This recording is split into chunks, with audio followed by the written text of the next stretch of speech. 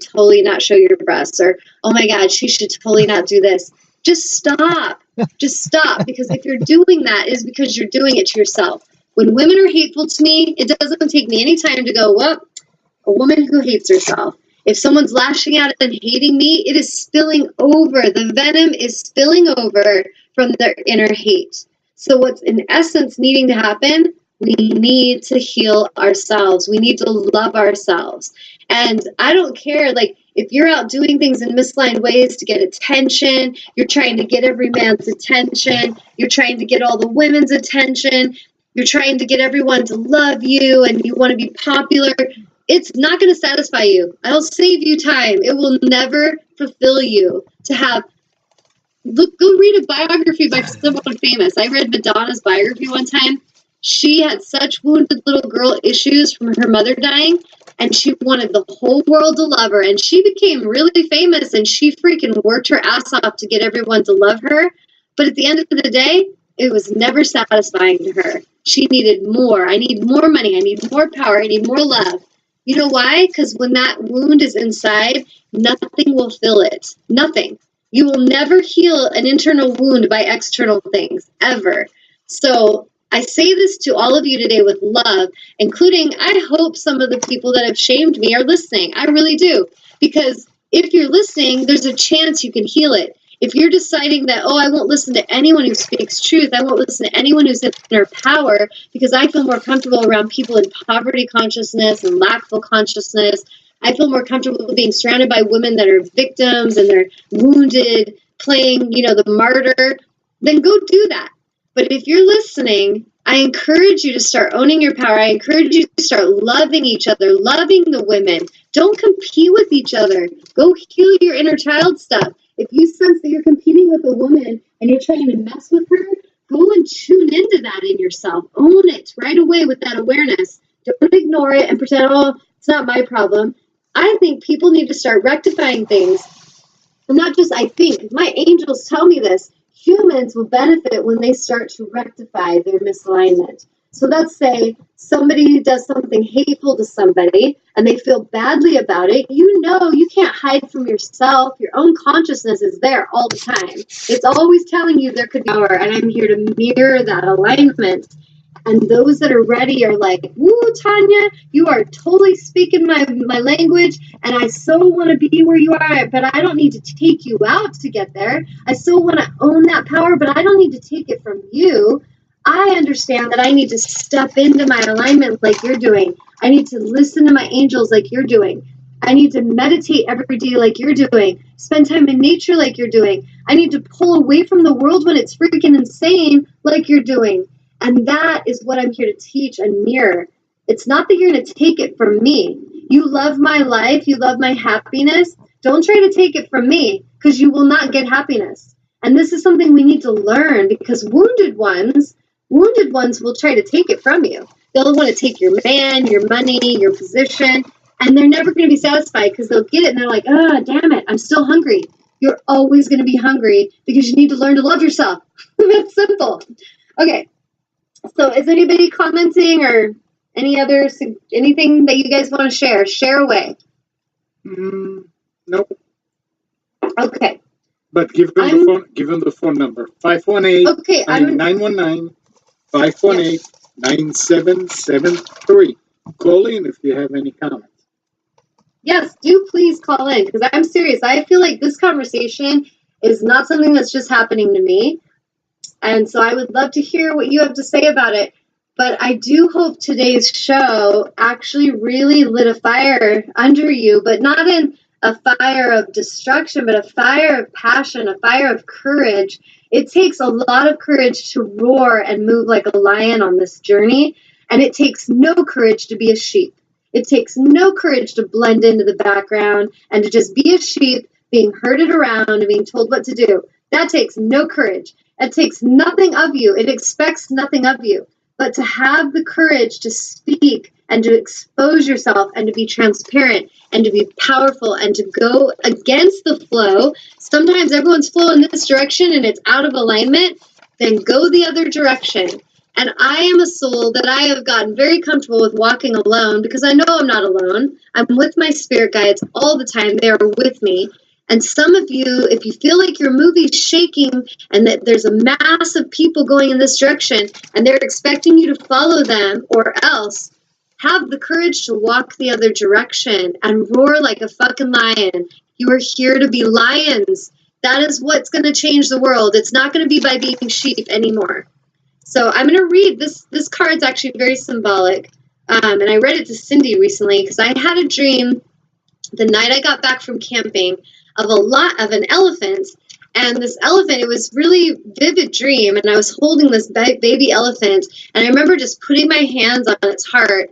And I was tuning into it. And it told me its name was Ezra. And it was from India. And it was just the sweetest elephant. And it had the most sweet, pure energy. And when I woke up the next day, I was kind of like, that was interesting. Why did I dream about an elephant?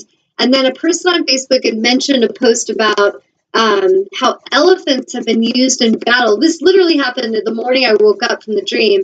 This person posts this thing about elephants being used in battle because they can withstand the arrows that are shot at them because they have such thick skin and they're very resilient.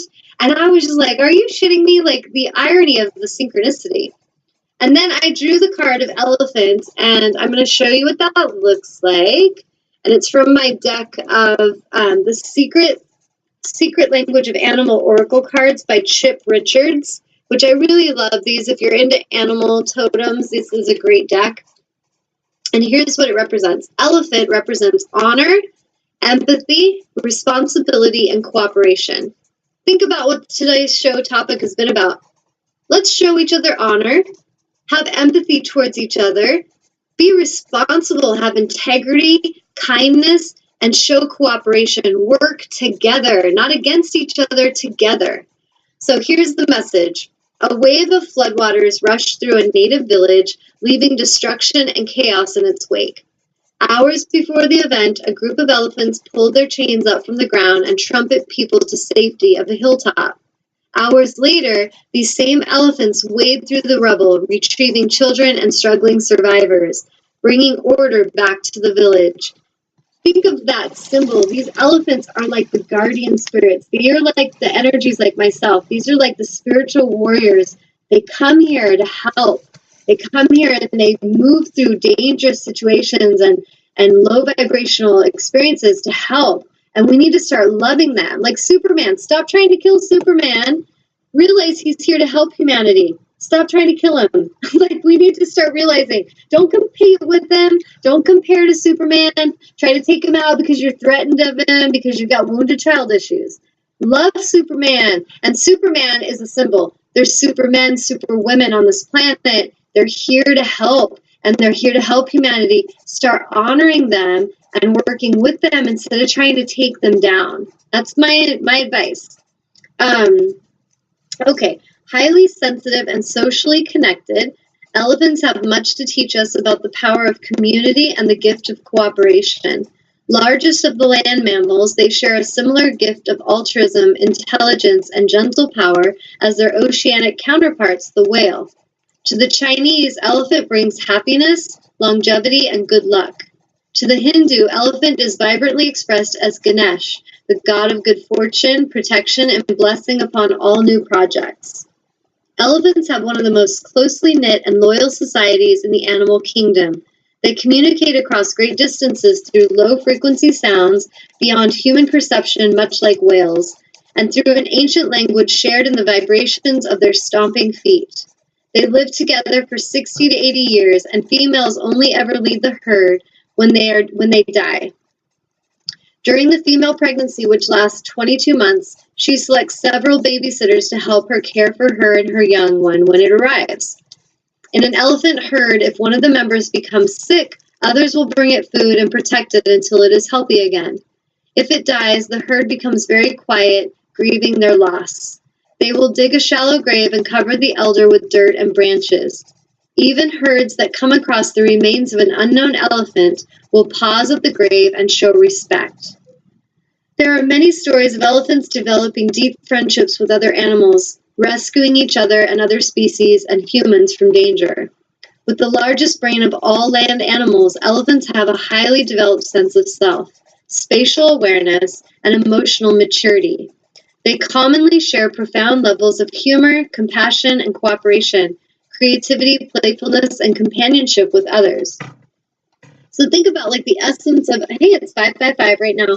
The essence of elephant is they're very strong and resilient, but they're very much about honor. Like elephants, just reading about them, I feel more of a connection of their consciousness than I feel with a lot of humans. There's humans that they'll just walk all over each other. They don't give a shit if somebody's sick. They're actually celebrating, awesome, maybe they'll leave and I'll get their position. What is wrong with us? Like, we as humans need to start coming back to this sense of community, and we need to start caring about each other. If someone's hurting, if someone's going through something, go and hold space with them. Just show them your honor, show them your respect. It will say waves of good for you as well as them. It will make you feel so good to just hold space for another rather than constantly worrying about yourself. I'm telling you, take the focus off of self for a little bit. Okay. The message: when elephant enters your life, she brings blessings of the highest order. Through the path of gentle power and cooperation, she calls forth the gifts of compassion, community, and higher purpose. Amidst a rapid pace and pressures of life, sometimes we become disconnected from the deeper emotional needs of ourselves and others. I'm going to read that sentence again because this, I feel, is a big part of why our modern day society is so sick and so much problem. Is amidst the rapid pace and pressures of life, sometimes we become disconnected from the deeper emotional needs of ourselves and others. What is that? Self-love. So if I'm so concerned about competing with that person at work and I'm doing the rat race, I'm on the hamster wheel, I will not love myself, and now I can't love others. And so part of what we need to learn is we need to pull back and we need to really look at our lives, how we're living them. Is the rat race worth it? Is it helping us or is it harming us?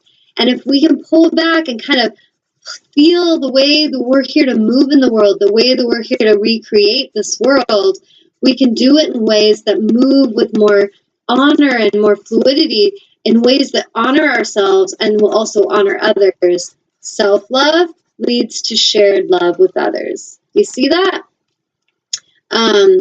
As we race to complete our to-do list, we lose contact with the higher sense of being that inspires our most meaningful actions in the world. And that is true. We have to be in alignment with our beingness. That's going to come from consistent meditation, from stillness, from presence, sitting in the park and just listening and being. You're going to realize that's where your joy is coming from. That is where we feel aliveness and we feel joy and fulfillment. We're not going to get it from chasing stuff and trying to get people to like us and get enough money and have all these fancy things. That's not going to satisfy you. So if you want to save time, come into that place of beingness. Elephant trumpets a clear reminder that you are a great force for good, here to serve the higher path of humanity by embodying the higher values of your own divine nature. I will read that again. Elephant trumpets. Oh, I like that. Do that again, Amnon. Nice. Elephant trumpets a clear reminder that you are a great and mighty force. I'm going to bring that in. Great and mighty force. All of you are a mighty force for good if you use it.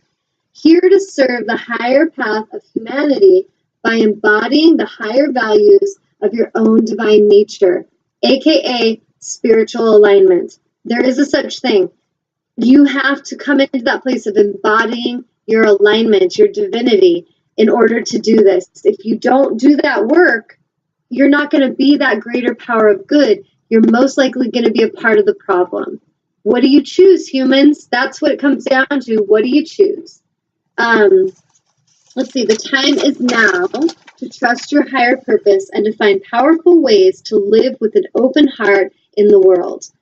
As you learn to recognize, embrace, and accept yourself, you will awaken a sense of freedom that allows you to transcend imaginary barriers between yourself and others, empowering you to live in ways that serve the highest good of all. And that is our calling. We're not here to hurt each other. We're not here to take that girl out of the race because she's a fast runner, so we're going to swipe her knee. That is bullshit. That stuff is causing damage and it's sick. We're here to actually work together. We're here to take away those the imaginary barriers of limitation